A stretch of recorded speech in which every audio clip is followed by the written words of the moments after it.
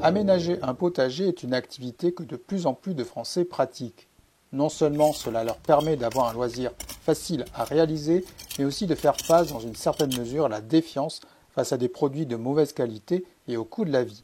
Autant planter une pomme de terre est simple et donne facilement un résultat, autant la question du rendement se pose très rapidement. Avec un jardinet de 10 mètres carrés ou un balcon, on peut se dire que c'est impossible. Il existe cependant un mode de culture en verticalité qui lui donne de très bons résultats.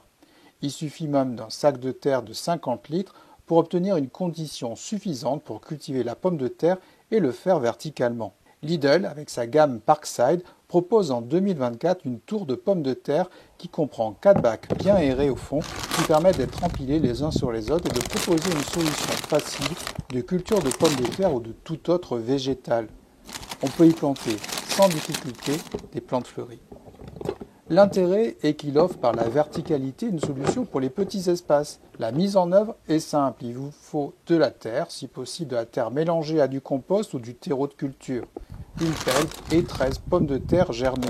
On peut soit réutiliser des pommes de terre de son bac à légumes ou acheter un filet dans des jardineries. Un filet de 1,5 kg approximativement convient pour 2 tours à pommes de terre. Dans chaque bac, remplissez un premier niveau de terre pour poser une pomme de terre à chaque extrémité, puis après recouvrez le reste de terre jusqu'à la limite qui est indiquée sur le bac. Dans les 3 premiers bacs, je vous déconseille de mettre une pomme de terre au milieu, la tige aura du mal à pousser et vous devez laisser aussi de la place pour les nouvelles pommes de terre qui vont se développer. Vous empilez les bacs en respectant les coches prévues à cet effet. Arroser légèrement, je vous conseille d'effectuer un paillage que j'effectue dans mon cas en 2 temps, à l'installation sur le plateau supérieur et une fois que les tiges ont poussé sur les 3 plateaux inférieurs. L'an passé, avec une simple pomme de terre dans un pot de fleurs, j'avais obtenu 7 nouvelles pommes de terre, ce qui montre que ça peut être très facile à réaliser. Ce type de culture offre en général un bon rendement, mais malheureusement sur de petits volumes.